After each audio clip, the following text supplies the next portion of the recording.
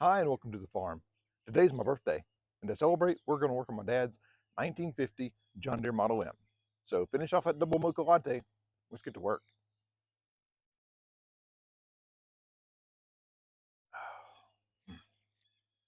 You ready? All right, let's get to it.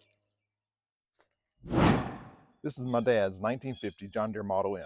He bought it about 20 or so years ago, and it's been kind of in this condition for about the past 15.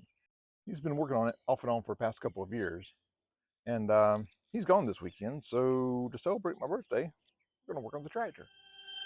It's almost St. Patrick's Day, so in celebration, I have the green shirt and the green project. But realistically, that just all kind of happened. I'm not nearly that organized to have planned it. No.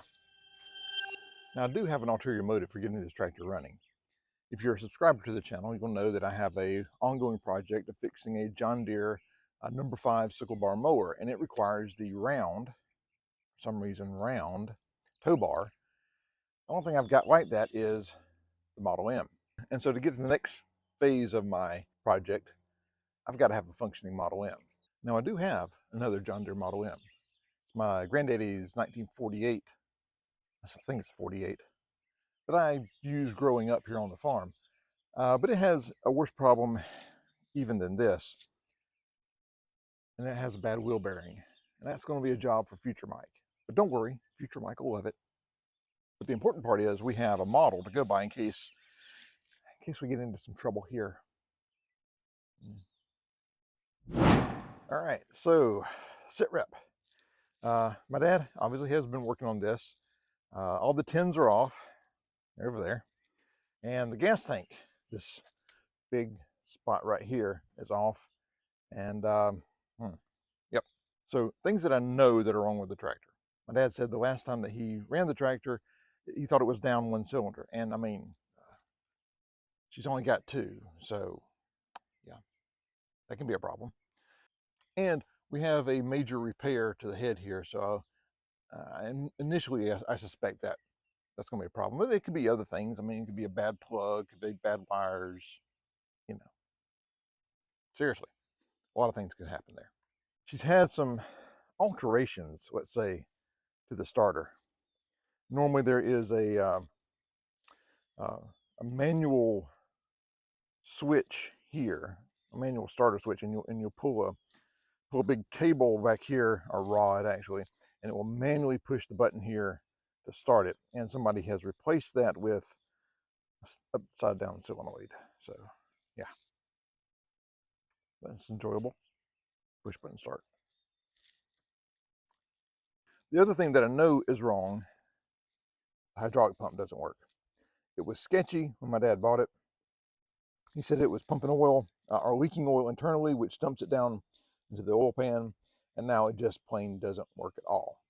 And that's going to be, again, another job for future Mike. Hey, I can't do it all for him, right?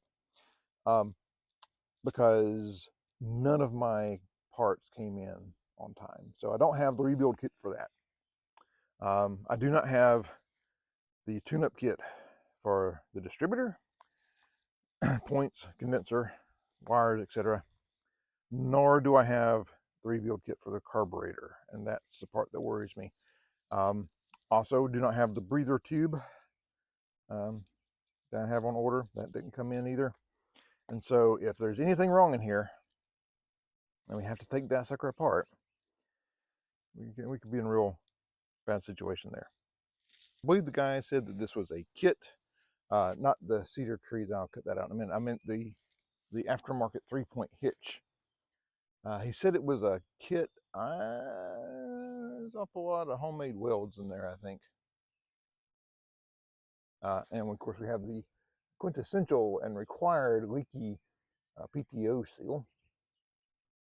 And in removing the gas tank, my dad has removed the steering column or steering shaft. So we'll have to reconnect that if we get it running. Of course, I meant when we get it running. Because, of course, before we get started, let's disconnect the battery. I think that's done. We'll turn off the fuel. Wherever it is, I'm sure the fuel shutoff valve is shut off. Of course, the next thing on our list of safety pre-check requirements is to remove all cedar trees.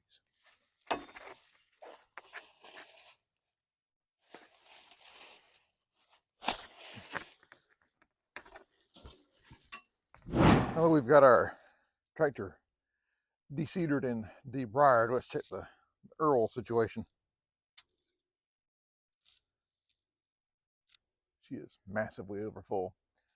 It's because the hydraulic pump's been pumping hydraulic fluid down into the crankcase. So yeah, we are right here, and there's the full mark. That's at a quart. So if it's linear, we are a quart and a half overfull. So get in it. That'll be fine. Next thing is we're going to need some an electron pump. All right, so this is my spare battery. That's the battery that we use for things that don't get used very often, like this. Can never find my battery terminal scraper when I need it. I'll find it every other day of the week.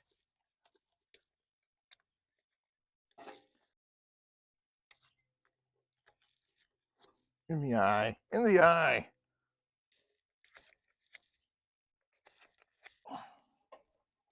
Of course, you always check to make sure the switch is off.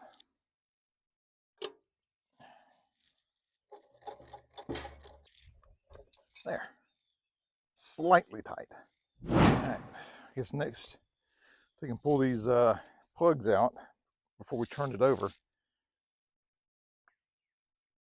They come out really easy, and there's been critters inside of this one, so that could be our miss right there. Because this one is very tight. Get off here without breaking either the plug or the wire would be really, really nice. Yep.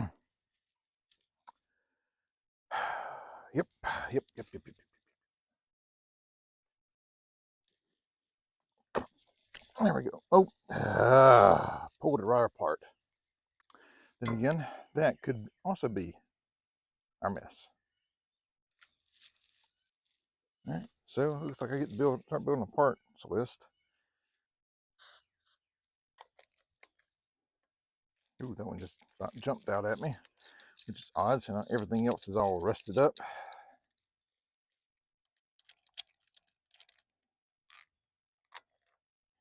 Don't think she's gapped right. Set her back in there for now, just to keep stuff out. And again, it's just about jumping out of the cylinders.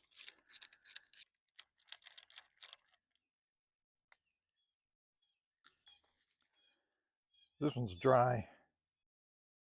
So what I'm seeing is kind of the opposite of what I expected. I expected this cylinder to be the bad one with this weld on this side of the head. But it looks like that's going to be our culprit. Oof. In the eye, in the eye.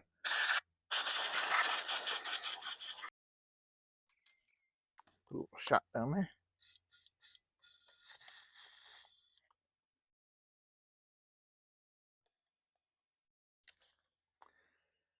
All right, well, ain't nothing to it but to do it. All right, switch on. See no flame, see no smoke. Smell no smoke. Around here, that's weird. Okay, well, give her a go.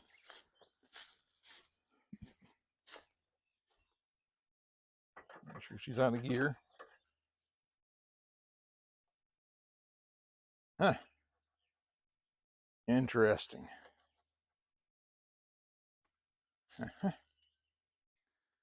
The switch is trying to create ground, I take it. Let's get out the old meter so we can tell what the switch is supposed to be doing. Everything is rusted apparently. Okay.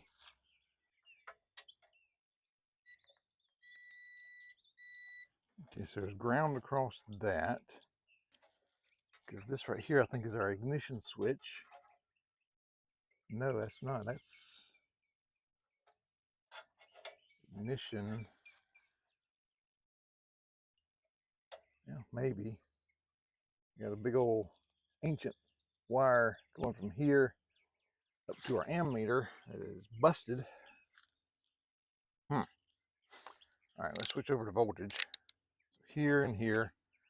Excellent. 13 volts. To here. Yeah, close to 13. Good. Are they using, maybe they are using a negative, a positive ground, because this could only go to ground. And that's my positive from a solenoid. Huh. Interesting. So does that mean they wired the starter backwards? Oh, there's so many questions. So many questions. So first, let's find out what's going on with our ignition. Yes, let's do that first. All right, 12 volts. I have 12 volts on that lead right there. How does it get there? Okay, so come here, and this wire right here, that's going to have 12 volts on it. So 12 volts comes out of the ammeter and into my ignition switch. Okay, and then all the way over here we have lights, which goes, I'm assuming it goes from a Bluetooth connection up front. No, it actually goes to the coil. So it looks like ignition, battery, ignition. Okay. All right. Well, let's see. So I do have 12 volts now to my coil. Power on the coil. Yeah. 12.5. Good. All right. So point is, we have a positive 12 volt ignition. I don't know about the starter yet. That's next. All right. This will probably end poorly.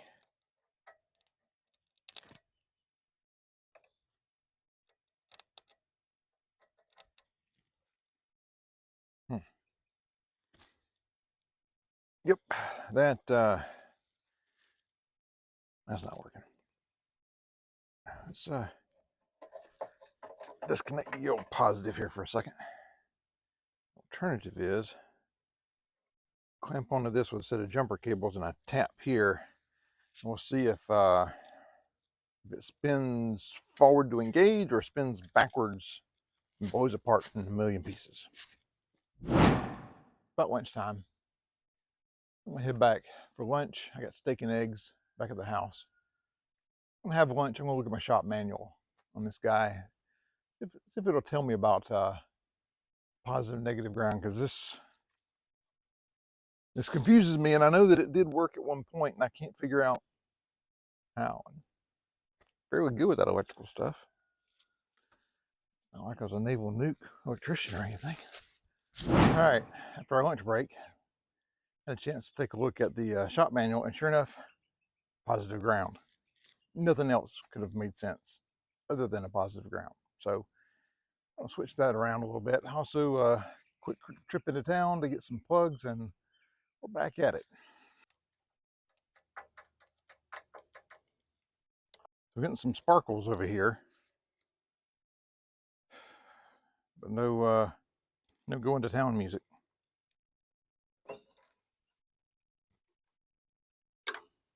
What could possibly go wrong, right?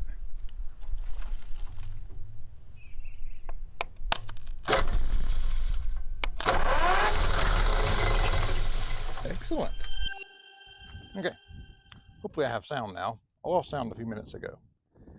As most of you know, I record on my iPhone, and my iPhone's sitting over here in the direct sunlight for hours, just cooked it.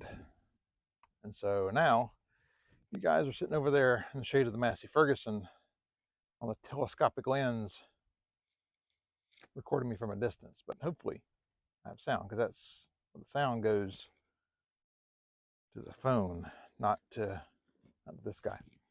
To back up and to recap, you guys didn't see in here, it does turn. The manual is correct. It is a 12 volt, well, supposed to be 6, but it's been converted to 12. Positive ground. Bypass the relay, the aftermarket relay in here, and it does turn the engine. So let's figure out how to get this guy set up for primary camera duty. What I determined after the fact is that the solenoid is stuck and the switch is only half there. There's supposed to be another contact and wire on the switch that enables the switch to connect the solenoid to the ignition, but it's missing. I suspect witchcraft.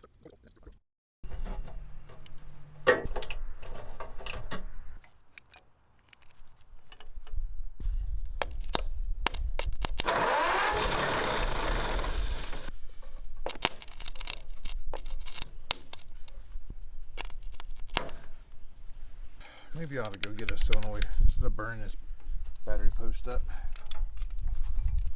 All right, since we've got to wait on parts, might as well go ahead and put our plugs in.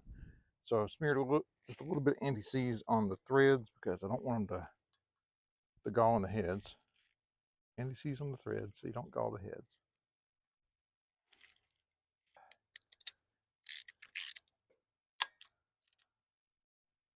Excellent. Hi, and welcome back. Forget everything that I told you last week about the electricals on this tractor. I don't know what I was thinking. I have forgotten all of my DC electrical motor theory. I did go back to all my old electrician's make manuals and study up on them, and it does not matter.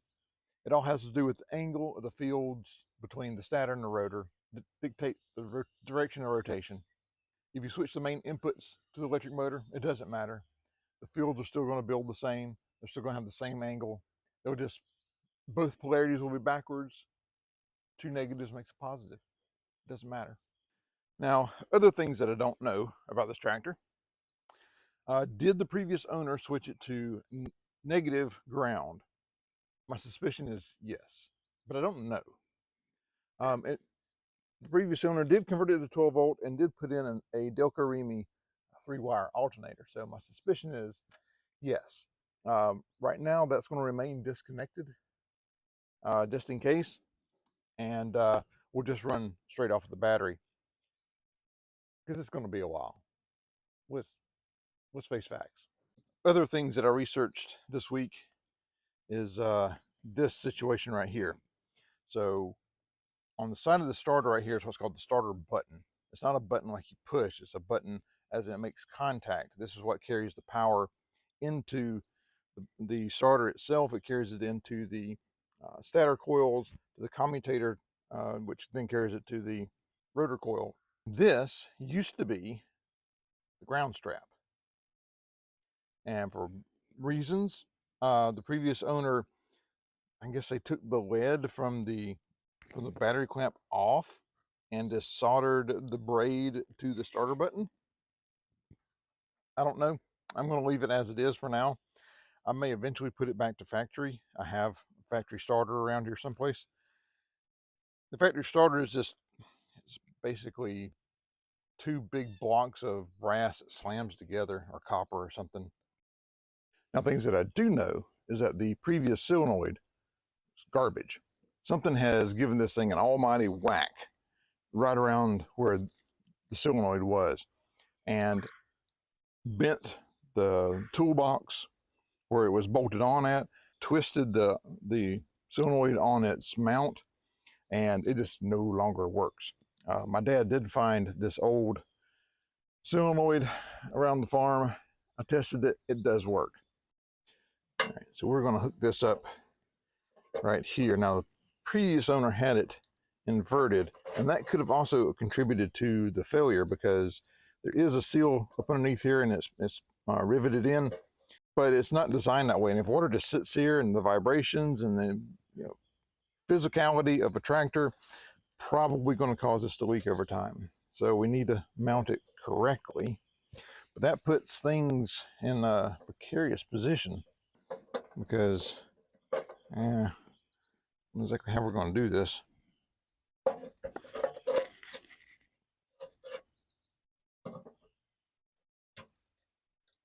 It looks like for now I'll have to mount it the way the previous owner had it. There's just really not, without doing a lot of what they've done here to solder this in place, I don't want to tear into that because I suspect I would just mess that up. The only thing really I can do is utilize this, and this is about it's about its reach right there. That's pretty much it.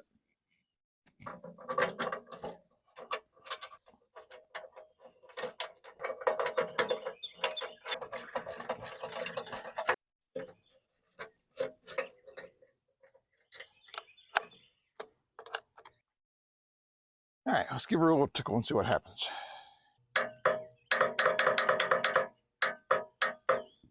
Excellent. One thing I don't like about this right here is this is all insulated. This is braided ground strap. And if that touches anything during start, it's going to be spectacular. All right, try that again. Whoa. Excellent. All right, let's work on ignition. All right, so first thing is we got to get, well, we need to check the polarity of our coil. I forgot, that's also a good indicator of how the how the tractor is actually wired up. If it's a positive, negative ground, if you have the negative terminal of your coil, and that is a negative terminal under there, positive, negative. If that goes to your distributor, very good possibility that the previous person hooked up the coil wrong, or it has a negative ground. Now then, all the wiring on this tractor is suspect. I don't trust any of it, but this is a fairly new wire, even though it has the wrong type of connectors. You don't want to use the standard crimp connectors in something that's going to get wet because they will corrode. So we'll fix that. And then this is cobbled together, the actual ignition wire, but it does appear to be hooked up. So that's good. Let's see if we have voltage on it. So basic multimeter set to voltage in the range just above 12. And we're going to turn the switch on. Set this up right here so you guys can watch. 0.12, that does not sound very convincing. At this point, I gave up on the ignition wiring and just used an alligator clip and went straight to the battery. Because let's face it, all this wiring is going to have to be replaced anyway. This index, yes it is.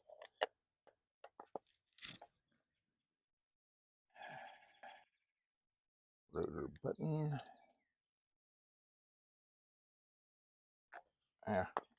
Don't need all this right at the moment, but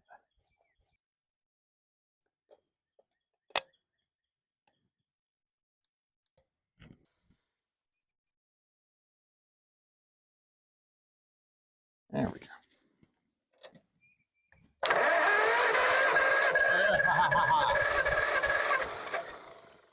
We have the magic. Contact.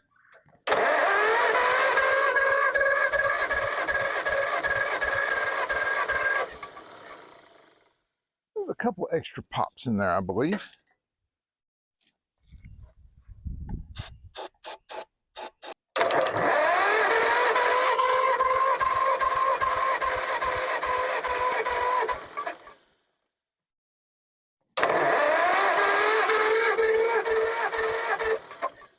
All right, battery's getting a little bit weak.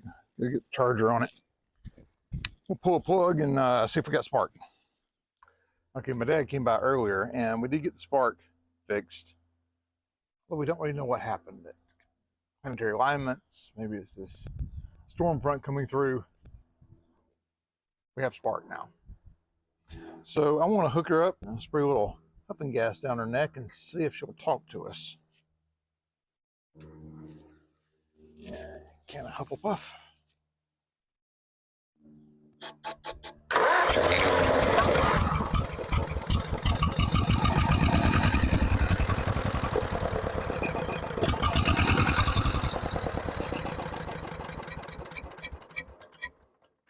Rust in my eyes, but cool. All right. Now let's see if we can get some gas in it and actually get this thing running. Now then, like all good YouTubers, we're going to use a boat tank. But unlike good YouTubers, I don't have one. Get on it, son. But I do have this. This is a little jalopy tank that I made for my jalopy generator a number of years ago. Cleaned it up with a little bit of alcohol. I think it'll work. Maybe. Let's see. Now then, I got some old aged hose that's, I'm sure, not supposed to be used for gasoline at all. It's I don't know, it says fuel vapor. I don't think you're supposed to use that for fuel though.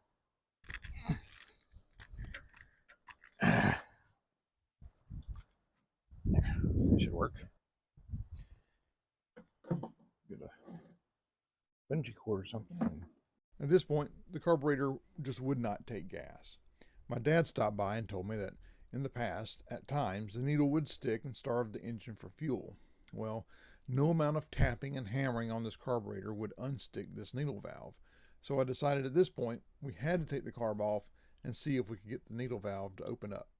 I don't think I've ever seen a carburetor that bad inside.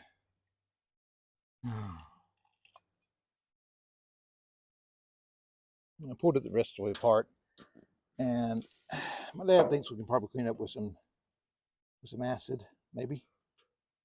Either that or I'm gonna order a parts cleaning kit.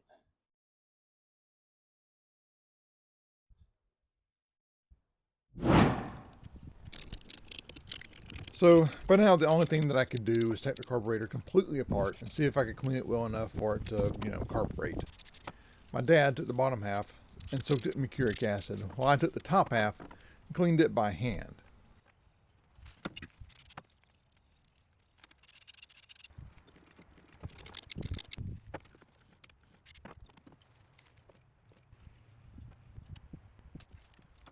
I also took some bolt gasket material and proceeded to create one of the worst gaskets I've ever seen in my life.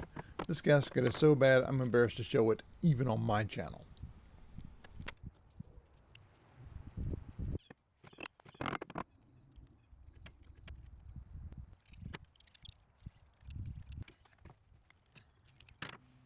Alright, here we go. Ready?